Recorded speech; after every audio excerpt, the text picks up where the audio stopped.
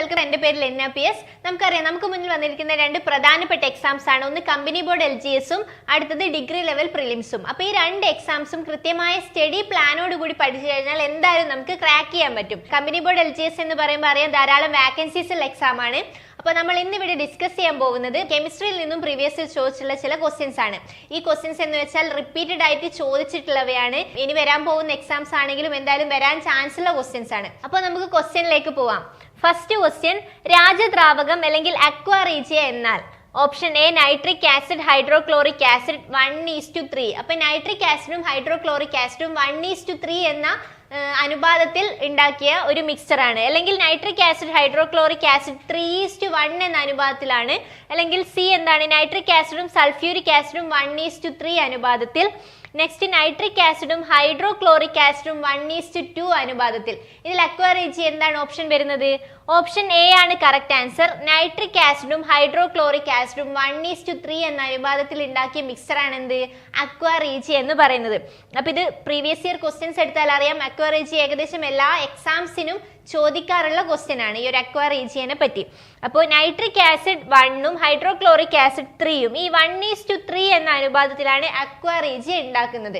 അപ്പൊ എന്തുകൊണ്ടാണ് ഈ അക്വാ റീജിയ രാജദ്രാവകം എന്നറിയപ്പെടുന്നത് നോക്കാം. അപ്പൊ നമുക്കറിയാം, മെറ്റൽസ് എടുത്ത് നോക്കിയാൽ തന്നെ മെറ്റൽസിൽ രാജാവിന്റെ പദവിയുള്ള ലോഹമാണ് സ്വർണം എന്ന് പറയുന്നത്. അപ്പൊ ഈ സ്വർണത്തിനെ ലയിപ്പിക്കാൻ കഴിയുന്ന ദ്രാവകമായതുകൊണ്ടാണ് രാജദ്രാവകം എന്നറിയപ്പെടുന്നത്. അടുത്തൊരു ക്വസ്റ്റ്യൻ ആണ്, കലാമിൻ എന്നത് ഏത് ലോഹത്തിന്റെ അയിരാണ്? കലാമിൻ എന്നത് ഏത് ലോഹത്തിന്റെ അയിരാണ്? ഈ ലോഹങ്ങളുടെ അയിരുകളെയും കുറിച്ച് സ്ഥിരമായിട്ട് PSC ചോദിക്കാറുണ്ട്. ഇതെന്തായാലും നിർബന്ധമായും പഠിച്ചു വെക്കേണ്ട ഒരു ക്വസ്റ്റ്യൻ ആണ്, സ്ഥിരമായിട്ട് ചോദിക്കുന്ന ഭാഗമാണ്. അപ്പൊ കലാമിൻ എന്ന് പറയുന്നത് option A aluminium, option B ചെമ്പ്, സി ഇരുമ്പ്, ഡി സിങ്ക്. ഇവിടെ എന്താണ് ആൻസർ ആയിട്ട് വരുന്നത്?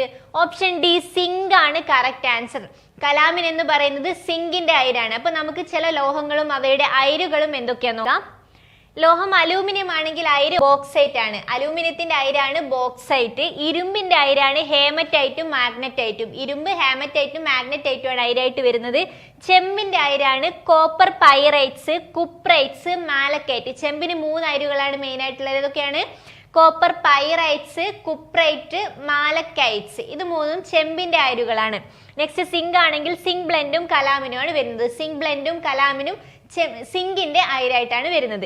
അപ്പോൾ മറ്റൊരു ക്വസ്റ്റ്യൻ ആണ്, ഈ ഒരു അയിരുമായിട്ട് ബന്ധപ്പെട്ട് തന്നെ സിങ്ക് ബ്ലെൻഡ് എന്നറിയപ്പെടുന്നത് ഏതാണെന്നാണ് ക്വസ്റ്റ്യൻ. താഴെ പറയുന്നവയിൽ സിങ്ക് ബ്ലെൻഡ് എന്നറിയപ്പെടുന്നത് ഏതെന്നാണ് question. Option A zinc carbonate, option B zinc hydroxide, option C zinc oxide, option D zinc sulphide. ഇതിൽ ഓപ്ഷൻ ഏതാണ് വരുന്നത്? ഓപ്ഷൻ ഡി ആണ് കറക്റ്റ് ആൻസർ. സിങ്ക് സൾഫൈഡ് ആണ് സിങ്ക് ബ്ലെൻഡ് എന്നറിയപ്പെടുന്നത്. അപ്പൊ ഈ ഒരു അയിരുകളും ധാതുക്കളും ഇതൊക്കെ പഠിക്കുന്നതിനോടൊപ്പം തന്നെ നമുക്ക് ഈ ലോഹ നിഷ്കർഷണം പഠിച്ചിരിക്കണം. ലോഹ നിഷ്കർഷണം എന്ന് പറയുന്നത് എന്താണ്? അയിരുകളിൽ നിന്നും ലോഹങ്ങളെ വേർതിരിച്ചെടുക്കുന്ന പ്രക്രിയയാണ് ലോഹ നിഷ്കർഷണം. അതിന്റെ ഓരോ ഘട്ടങ്ങളുണ്ട്. ഓരോ ലോഹങ്ങളും വേർതിരിച്ചെടുക്കുന്നത് പ്രത്യേകതരം പ്രക്രിയയിലൂടെയാണ്. പല പ്രക്രിയകളും യൂസ് ചെയ്യുന്നുണ്ട്. ആ ലോഹ നിഷ്കർഷണ പ്രക്രിയ മുഴുവനായിട്ടും നമ്മൾ പഠിച്ചിരിക്കണം, നിർബന്ധമായിട്ടും പഠിച്ചിരിക്കണം. ഓക്കെ, അടുത്ത ക്വസ്റ്റ്യൻ ആണ്, തൈരിൽ അടങ്ങിയിരിക്കുന്ന ആസിഡ് ഏത്? അപ്പൊ ആസിഡ് ബേസ് സോൾട്ടിൽ നിന്നും പ്രധാനമായിട്ടും ചോദിക്കുന്ന ക്വസ്റ്റ്യൻ ആണ്, ഏതെങ്കിലും ഒരു സബ്സ്റ്റൻസിൽ അടങ്ങിയിരിക്കുന്ന ആസിഡ് ഏതാണെന്നുള്ളത്. അപ്പൊ തൈരിൽ അടങ്ങിയിരിക്കുന്ന ആസിഡ് ഏതാണ്? Option A malic acid, B citric acid, C lactic acid, D tannic acid. അപ്പൊ ഏതാണ് തൈരിൽ അടങ്ങിയിരിക്കുന്ന ആസിഡ്? ഓപ്ഷൻ സി ആണ് കറക്റ്റ് ആൻസർ. ലാക്റ്റിക് ആസിഡ് ആണ് കറക്റ്റ് ആൻസർ. അപ്പൊ നമുക്ക് ചില ആസിഡ്സിനെ പരിചയപ്പെടാം. തക്കാളി, നേന്ത്രപ്പഴം, ചുവന്നുള്ളി, ചോക്ലേറ്റ്. ഇതിലൊക്കെ കാണുന്ന ആസിഡ് ആണ് ഓക്സാലിക് ആസിഡ്. മെയിൻ ആയിട്ട് തക്കാളിയിലും നേന്ത്രപ്പഴത്തിലൊക്കെ കാണുന്ന ആസിഡ് ആണ് ഓക്സാലിക് ആസിഡ്. നെക്സ്റ്റ്, പുളി, മുന്തിരി. പുളിയിലൊക്കെ കാണുന്ന ആസിഡ് ഏതാണ്? ടാർട്ടാറിക് ആസിഡ് ആണ്. പുളിയിൽ അല്ലെങ്കിൽ മുന്തിരിയിലൊക്കെ കാണുന്ന ആസിഡ് ആണ് ടാർട്ടാറിക് ആസിഡ്. ആപ്പിളിൽ കാണുന്ന ആസിഡ് ആണ് മാലിക് ആസിഡ്. ആപ്പിളിൽ കാണുന്ന ആസിഡ് മാലിക് ആസിഡ് ആണ്.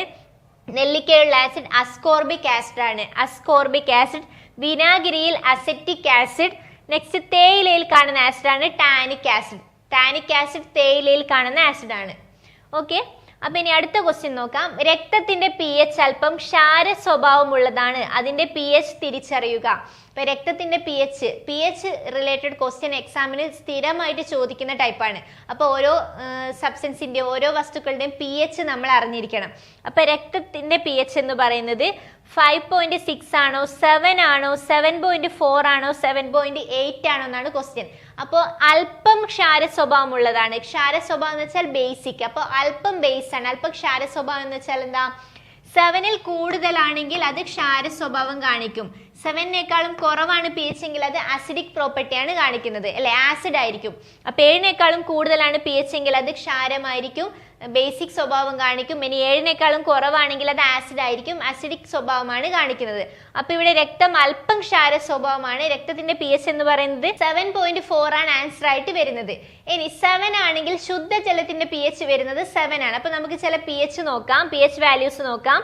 ശുദ്ധജലത്തിന്റെ പി എച്ച് വരുന്നത് 7 ആണ്. 7 ന്യൂട്രൽ ആണ്, അല്ലെ? ആസിഡും അല്ല ബേസും അല്ല. ശുദ്ധജലത്തിന് 7 ആണ് പി എച്ച് വരുന്നത്. നെക്സ്റ്റ് ടൂത്ത് പേസ്റ്റിന്റെ പി എച്ച് 8.7 ആണ്. ടൂത്ത് പേസ്റ്റ് എന്ന് പറയുന്നത് ബേസിക് ആണ്, ക്ഷാര സ്വഭാവമുള്ളതാണ്. ടൂത്ത് പേസ്റ്റ് 8.7 ആണ്. ഇനി മൂത്രത്തിന്റെ പി എച്ച് എന്താണ്? 6 ആണ് വരുന്നത്. മൂത്രത്തിന്റെ പി എച്ച് 6 ആണ് വരുന്നത്. ചായ 5.5 ആണ്. കാപ്പി 5 ആണ് വരുന്നത്. 5 ആണ് കാപ്പിയുടെ പി എച്ച് വാല്യൂ. ഇനി ബിയർ ആണെങ്കിൽ കുടിക്കുന്ന ബിയറിന്റെ പി എച്ച് 4.5 ആണ് വരുന്നത്. അമ്ലമഴ ആസിഡ് റെയിൻ ആണ്, അല്ലെ? അപ്പൊ അമ്ലമഴയുടെ പി എച്ച് ആയിട്ട് വരുന്നത് 4 to 5.5 ആണ്. 4 മുതൽ 5.5 വരെ അമ്ലമഴയുടെ പി എച്ച് ആയിട്ട് വരാം. ഇനി ആമാശയ രസത്തിന്റെ പി എച്ച്, നമ്മൾ വയറ്റിലുള്ള ആസിഡ് ഏതാണ്? ആസിഡ് ഹൈഡ്രോക്ലോറിക് ആസിഡ് ആണ്. അതാണ് ആമാശയ രസം എന്ന് പറയുന്നത്. അപ്പൊ അതിന്റെ പി എച്ച് എന്ന് പറയുന്നത് 1.6 മുതൽ 1.8 വരെയാണ്. 1.6 to 1.8. അപ്പോൾ പി എച്ച് മൂല്യം ഏറ്റവും കൂടുതൽ ആസിഡിന്റെ പി എച്ച് എന്ന് പറയുന്നത് ഏറ്റവും അസിഡിക് സ്വഭാവം കൂടുതൽ ഏതിലായിരിക്കും? 1. പി എച്ച് വാല്യൂ 1 ആയിട്ട് വരുമ്പോഴാണ് അസിഡിക് വാല്യൂ ഏറ്റവും കൂടുന്നത്. അപ്പൊ 7ലേക്ക് എത്തുന്തോറും അസിഡിക് വാല്യൂ കുറഞ്ഞു വരും. ഇനി 7 കഴിഞ്ഞ് 7ലേക്കാളും കൂടി 8, 9, 10 ഒക്കെ ആകുമ്പോഴേക്ക് ക്ഷാര സ്വഭാവം കൂടും, ബേസിക് പ്രോപ്പർട്ടി കൂടുകയാണ് ചെയ്യുന്നത്. അപ്പോൾ ഏറ്റവും കൂടുതൽ ബേസിക് സ്വഭാവമുള്ള പി എച്ച് എത്രയായിരിക്കും? 14 ആയിരിക്കും. 14 എത്തുമ്പോൾ ഏറ്റവും കൂടുതൽ ബേസ് ആയിട്ട് മാറി. 14 ആകുമ്പോൾ ബേസിക് സ്വഭാവം ഏറ്റവും കൂടുതൽ കാണിക്കുന്നത് 14ലായിരിക്കും. 1ലാണ് അസിഡിക് പ്രോപ്പർട്ടി ഏറ്റവും കൂടുതൽ കാണിക്കുന്നത്. ഓക്കെ, ഞാൻ തുടക്കത്തിൽ പറഞ്ഞായിരുന്നു നമുക്ക് ഇനി വരാൻ പോകുന്ന എക്സാം ഏതാണ്? ഡിഗ്രി ലെവൽ പ്രിലിംസ് ആണ്. ഈ ഡിഗ്രി ലെവൽ പ്രിലിംസിൽ വരുന്ന എക്സാം ആണ് SBCID, sub inspector, excise inspector, company board assistant, university assistant. ഇതൊക്കെ ഡിഗ്രി ലെവൽ പ്രിലിംസ് പാസ്സായാലും മാത്രമേ ഇതിൻ്റെയൊക്കെ മെയിൻ എക്സാം നമുക്ക് എഴുതാൻ പറ്റൂ. ഇത്രയും എക്സാംസ് വരുന്നുണ്ട്. ഇപ്പോൾ പ്രിലിംസ് പാസ്സായാലും മാത്രമേ നമുക്ക് എക്സാം എഴുതിയെടുക്കാൻ പറ്റൂ. ഇവിടെ CCയിൽ നിങ്ങൾക്ക് വേണ്ടിയിട്ട് പുതിയ ബാച്ച് സ്റ്റാർട്ട് ചെയ്തിട്ടുണ്ട്. ഡിഗ്രി ലെവൽ എക്സാമിന് വേണ്ടിയിട്ടുള്ള ബാച്ച് സ്റ്റാർട്ട് ചെയ്തിട്ടുണ്ട്. അപ്പോൾ ആരെങ്കിലും ജോയിൻ ചെയ്യാൻ ആഗ്രഹിക്കുന്നുണ്ടെങ്കിൽ ഈ കാണുന്ന നമ്പറിലേക്ക് വിളിച്ച് കോൺടാക്ട് ചെയ്യാവുന്നതാണ്. ഓക്കെ, അപ്പോൾ നമുക്കിനി അടുത്ത ക്വസ്റ്റ്യനിലേക്ക് പോവാം. S block and P block മൂലകങ്ങളെ ചേർത്ത് പറയുന്ന പേരെന്ത്? എസ് ബ്ലോക്കും പി ബ്ലോക്ക് മൂലകങ്ങളും ചേർത്ത് പറയുന്ന പേര്. അപ്പോൾ പീരിയോഡ് ടേബിളിൽ നിന്നും നമുക്ക് കെമിസ്ട്രിയിൽ നിന്ന് ക്വസ്റ്റ്യൻസ് പ്രതീക്ഷിക്കാം. പീരിയോഡ് ടേബിൾ എപ്പോഴും ചോദിക്കുന്ന ഭാഗങ്ങളുണ്ട്. ആ ഭാഗം കൃത്യമായിട്ട് പഠിച്ചു കഴിഞ്ഞാൽ എളുപ്പത്തിൽ കെമിസ്ട്രിയിലെ ക്വസ്റ്റ്യൻസ് നമുക്ക് ആൻസർ ചെയ്യാൻ പറ്റാവുന്നതാണ്. അപ്പോൾ പീരിയോഡ് ടേബിളിലെ എസ് ബ്ലോക്കും പി ബ്ലോക്കും മൂലകങ്ങളെ ചേർത്ത് പറയുന്ന പേര് ലോഹങ്ങൾ, ബി പ്രാതിനിധ്യ മൂലകങ്ങൾ, സി അലോഹങ്ങൾ, ഡി സംക്രമണ മൂലകങ്ങൾ. ഇതിൽ ഏതാണ് ആൻസർ വരുന്നത്? ഓപ്ഷൻ ബി ആണ് കറക്റ്റ് ആൻസർ, പ്രാതിനിധ്യ മൂലകങ്ങൾ.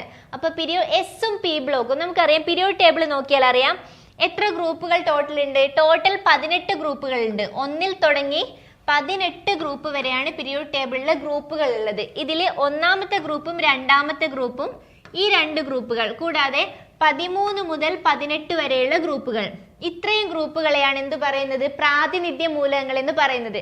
അപ്പോൾ ഒന്നാമത്തെ ഗ്രൂപ്പ് രണ്ടാമത്തെ ഗ്രൂപ്പിനെ നമുക്ക് എസ് ബ്ലോക്ക് എന്ന് വിളിക്കാം. ഇത് രണ്ടുമാണ് എസ് ബ്ലോക്ക് മൂലകങ്ങൾ.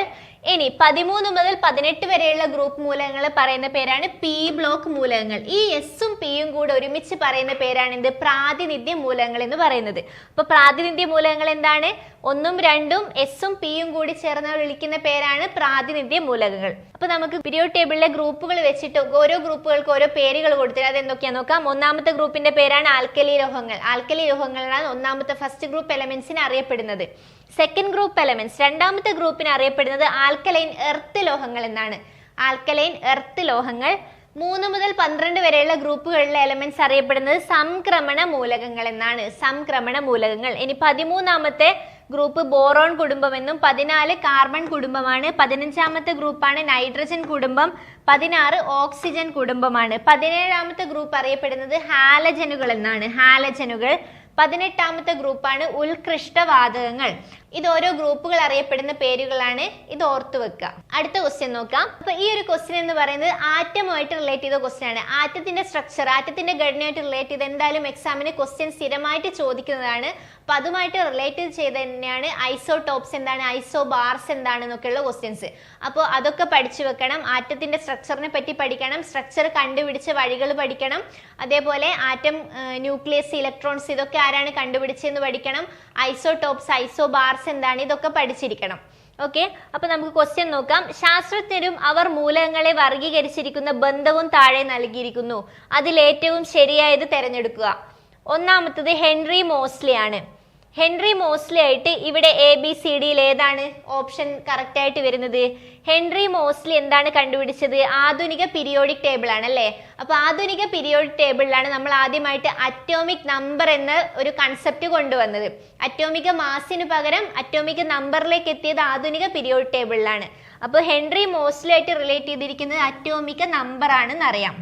ഇവിടെ തന്നിരിക്കുന്നതിൽ അറ്റോമിക മാസ്, ത്രികങ്ങൾ, അറ്റോമിക നമ്പർ, അഷ്ടക നിയമം. ഇതിൽ അറ്റോമിക് നമ്പർ ആണ് ഹെൻറി മോസ്ലി ആയിട്ട് റിലേറ്റ് ചെയ്തിരിക്കുന്നത്. Next Mendeleev's. മെൻഡലീവ്സിന്റെ പീരിയോഡിക് ടേബിൾ നമുക്കറിയാം എന്തിനെ ബേസ് ചെയ്തിട്ടായിരുന്നു? അറ്റോമിക മാസിനെ ബേസ് ചെയ്തിട്ടായിരുന്നു. അപ്പൊ അറ്റോമിക മാസ് ആണ് മെൻഡലീഫുമായിട്ട് റിലേറ്റ് ചെയ്തിരിക്കുന്നത്. ഓപ്ഷൻ A ആണ് കറക്റ്റ്, അറ്റോമിക മാസ്. Next Newlands. ന്യൂലാൻഡ്സിന്റെ എന്താണ് പഠിച്ചത്? അഷ്ടക നിയമമാണ് അല്ലെ? ന്യൂലാൻഡ്സിന്റെ അഷ്ടക നിയമം. അപ്പൊ ന്യൂലാൻഡ്സ് എന്താണ്? അഷ്ടക നിയമമാണ് റിലേറ്റ് ചെയ്തിരിക്കുന്നത്. നെക്സ്റ്റ് ഡോബറൈനറിന്റെ ത്രികങ്ങളാണ് അല്ലെ? ഡോബറൈനേഴ്സ് ട്രയാങ്കിൾസ് അല്ലെങ്കിൽ ഡോബറൈനറുടെ ത്രികങ്ങൾ എന്നാണ് പഠിച്ചത്. അപ്പൊ ഡോബറൈനർ കണ്ടെത്തിയതാണ് ത്രികങ്ങൾ. അപ്പൊ ഇങ്ങനെയാണ് ഉത്തരം വരുന്നത്. ഇതിൽ ഓപ്ഷൻ ഏതാണ് കറക്റ്റ്? D ആണ് കറക്റ്റ് ആയിട്ട് വരുന്നത്. D ഓപ്ഷൻ ആണ് അപ്പോൾ കറക്റ്റ് ആയിട്ട് വരിക.